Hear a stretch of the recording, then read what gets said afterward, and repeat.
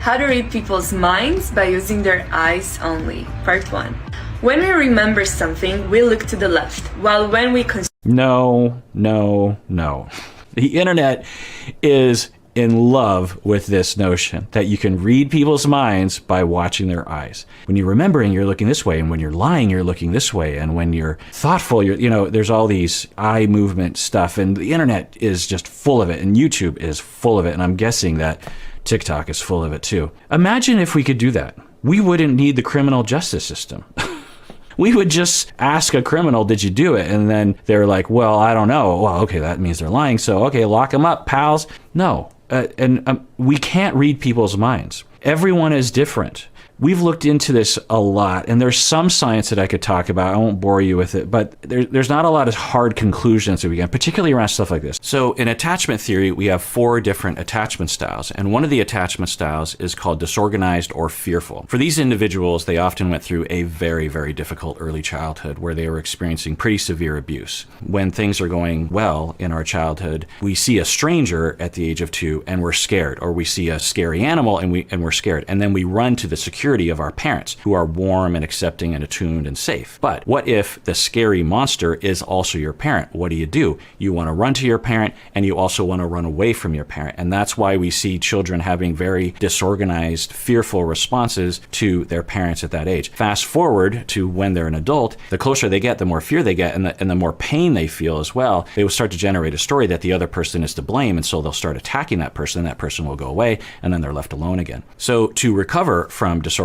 or fearful attachment, one needs earned security, meaning that you need to have a secure relationship with someone else that demonstrates to you that you can approach other people without being abused, and that there isn't anything to be afraid of. But your body needs to experience things before it can unlearn what it learned in the past and relearn something else, and it takes a long time. For people with avoidant attachment style as an adult, usually when they were a very young child, 0 to 5, they experienced emotional neglect, either from severe neglect, like where the parents literally just abandon the child, or there could be micro neglect, like the parents are there and everything looks fine, but the parents lack attunement, meaning that they either don't notice what's going on emotionally with the child, or they don't consistently attend to that. So they start to learn other people can't be depended on. I need to depend on myself. I can't depend on other people. I can't even reach out to them because it's just going to hurt. They will also try to shut down their emotions because their emotions actually give them a lot of pain. They signal to their caregivers that they're experiencing emotion. They don't get attunement, and then it's like, why express emotions? Why even feel emotions? The emotions are there, but they try to suppress them because it hurts to even notice them, because they have to recognize they're not going to be attuned to. Fast forward to an adult, and this individual tends to be described as lacking emotions. They tend to be described as commitment phobic, and they tend to be described as very independent, competent, or strong. These individuals tend to be very lonely. They tend to not ask for help. They don't signal that they need support. They can also be quite resentful because they feel like no one ever pays attention to them, but it's because they don't signal to other people. The way to recover from avoidant attachment is to have earned security, where you have long-term relationships with people that actually show you can be vulnerable and you won't be rejected. You, as an avoidant person, actually exhibit vulnerability, which can be very hard, while trusting the other person, and the other person takes care of you. So attachment theory is the main way that I look at human beings. It's a very powerful idea that I use in my own life all the time. Every day I'm thinking about attachment theory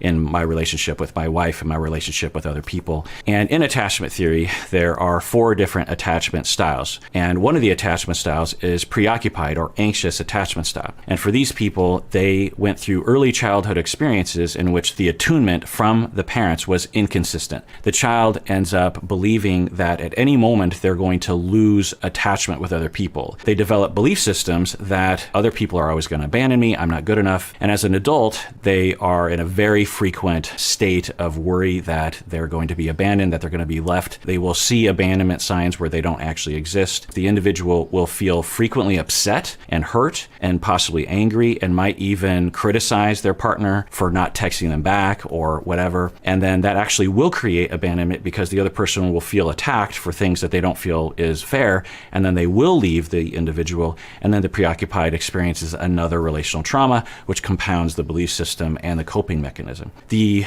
way to recover from preoccupied attachment is through corrective experiences, through earned security is what we call it, in which the individual actually has long-term experiences where they are shown that they can trust other people and that they are good enough. Often this is done in therapy, but it obviously can be done in relationships outside of therapy. For people on the narcissistic personality spectrum, I said that word, they will be very concerned about impression management because they're terrified of being perceived by themselves or others as having flaws or being inferior. They're terrified of disapproval, depending on the degree of the trauma they went through and their commensurate level of narcissism. They are very, very frequently, if not constantly, concerned about that. And what is this behavior going to do so that people will think I'm a good person? Which way will make me seem superior to others? One of the manifestations of that, it's not universal, the narcissistic individual will be extremely kind, and they're not doing it because they're internally motivated out of altruism or interest, but they're trying to get you to think of them as the golden child. Once they get you to feel that way, then they say, I did it, that's good, now I can move on to other efforts. If you're ever the recipient of that, it will feel like he was worshiping me, he was sitting next to me, he ordered the same meal as me, he was asking me all these questions, and then the next number of times you saw him, it was just like we were nothing to him. And that's the seduction of people with narcissism, is that depending on the type of narcissism, the way it presents, they can do this. Sometimes we'll call this love bombing. Now, what the internet will say is that these individuals are purposely manipulative, and that's not the way that I have seen it with clients that I've treated. This is a desperate act. Because people with narcissism seem aloof. They seem arrogant. They seem like they're above it all. They seem like they don't care. But that is all a defense.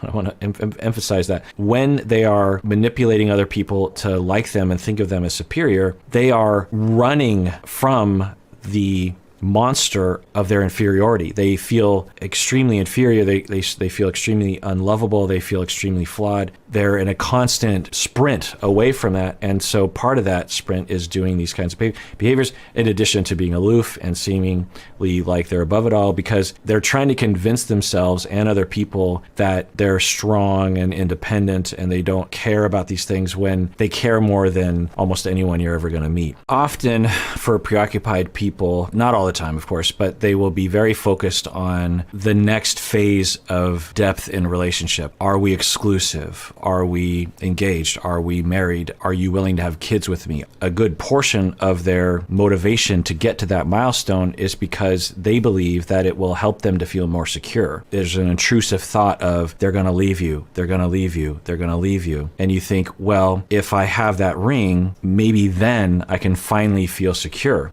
That usually does not work, because the attachment insecurity is a lifetime of experiences that cannot be corrected with a ring. It's worth talking about the dynamic between preoccupied and avoidant attached individuals. The preoccupied person, they can be much more reactive, much more easily triggered, much more prone to anger, in rare cases prone to control as a desperate act of trying to retain closeness with someone. The avoidant person, under stressful situations, will isolate, not only by not having eye contact, but also by shutting down, trying to separate physically. That could be a flashpoint for some couples where the preoccupied person will refuse to let the avoidant person leave. Number one, when I work with couples like that, I absolutely lay down a rule that has to stop. But the avoidant person also has a responsibility, to a lesser extent, to inform the preoccupied person, I need to take a break, but I will come back, and this doesn't mean I want to leave you. A lot of avoidant people will never say that, partially because they don't think to, also because they're trying to send a passive-aggressive message that I didn't like what you just did. Okay. Obviously, she's not your mother, so she'll never be your mother. Your mother's your mother. I don't think she'll come in and mess up any of the synergy that we have. When we have kids on reality TV shows, of course, you have them sign a contract. The question that I ask y'all is, at what age do we believe that an individual knows what they're actually consenting to when they consent to being on a reality TV show? And I'm not going to say it's wrong, because I'm sure a lot of times it's fine, but it's just a huge risk. And I just wish that these shows would just not do this. Often in our society, when we talk about abusive individuals in our society, we tend to look at them as dirtbags, as horrible, evil human beings, people that we would never have empathy for, and people that you obviously would leave, because why would you stay in a relationship like that? The vast majority of perpetrators of intimate partner aggression that I have treated are very likable, lovable people, but they have a problem. They are easily triggered to feel hurt attachment-wise, and they've learned from society or their parents that putting hands on is the solution, or coercion is the solution.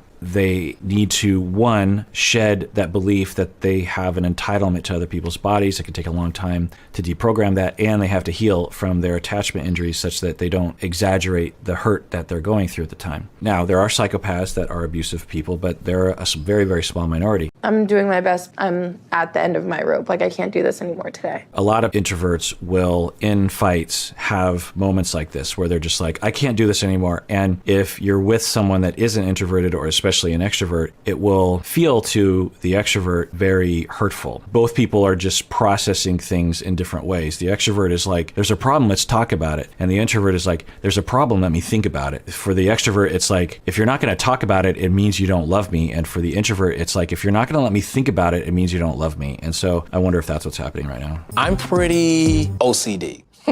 Obsessive compulsive disorder is a debilitating disorder. It is awful. Let me tell you a typical day in the life of someone with OCD. They are going through the day and they look like everything's fine. They go to work, but running in the back of their mind, and they're constantly aware of it, are these intrusive thoughts of like, you have germs on your hands, or you didn't count all the bricks on the wall before you left the room and something bad is going to happen. Or they will feel like they have to pray a certain way repeatedly, like long prayers, in order to literally save the lives of their family members. These intrusive thoughts will ruin their life. It ruins their mood. It occupies their time. It is terrifying. There's a constant state of anxiety. It's the worst. OCD is the worst. I can't marry a man that can't accept responsibility for his actions. This is something to watch out for when you're dating someone. If someone can't, people say take responsibility, which is one way of putting it, but another one is just like admit that they made a mistake. It's one of the fundamental aspects of being able to have a good relationship is the ability to admit when you're wrong, to have humility. We're all wrong frequently. Some of you, I'm guessing, have a really hard time admitting when you're wrong. It's not because you're a jerk face, it's because someone made you feel you were worthless because you were slightly wrong. To acknowledge that is to be essentially abandoned and or rejected or abused or something, and you deserve to recover from that. I hesitate to use the word narcissism because the internet does not understand what experts in my field, what we're using the term for. It is a defense against deep inferiority, and some people will engage in the defense so often as a constant fight against a deep sense of inferiority and nothingness, actually, particularly at higher degrees. They see nothing. When you're engaged in that defense against the deep inferiority, you might engage in a defense of constant or frequent efforts to assert the fact that you're superior. You guys keep walking and you stumble upon a house. Do you see a fence? If you saw a fence, you're a closed-minded person. These ideas are very common, not only among the lay public, but among therapists as well. I will see people look at art that a child will draw in session and interpret it along these lines. Like, ooh, the dad is over here on that must mean the dad is very distant from the rest of the family. We have looked at this. It is not hard to study. The idea is that there are certain questions that are a window into your subconscious. The color red, give me a name. I don't know, Jane. It's like, oh, you're in love with, you want to have sex with someone named Jane? Ridiculousness. I'm guessing eventually I'm going to get to a TikTok about dream interpretation of like, if you dream about flying, it means this. No, we've studied this sort of thing. It does not bear out in the data. So, no. We as men are the predators. We are lions looking for gazelles. Wait, what? It's obvious the underpinnings of that metaphor. Men are dominant, women are not. Men are predators and women are prey.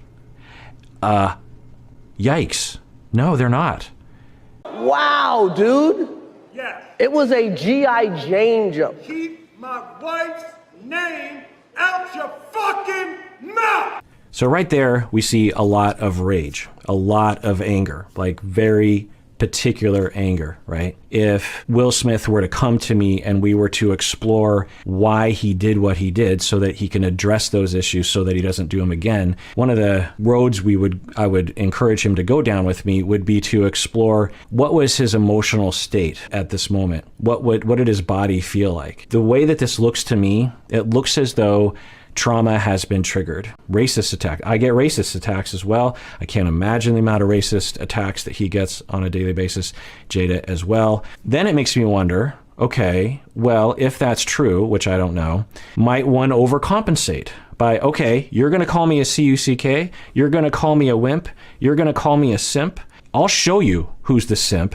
Not to Chris Rock, but just to, the internet in general, because people are calling him that because Jada cheated on him. You could imagine a rage inside of him, just like, let's go. Like, you want to call me, I'm working on my marriage. I'm trying to keep my family together. I'm trying to be a good husband. I'm trying to be a good father. I'm trying to be a good person, and I'm being attacked and being called these names. Let's go. You want to go toe to toe? Let's do this. You can just imagine a rage developing, which I have felt and sometimes still do. Does not justify what he did, doesn't justify violence at all. I just wonder, because given the way that, when he's yelling, it just feels like that. I've been there before in tiny ways for far less than what he's dealt with. Chris Rock's joke, according to this hypothesis, would be the final tiny little straw on the camel's back after just years and years of other straws that Chris Rock had nothing to do with.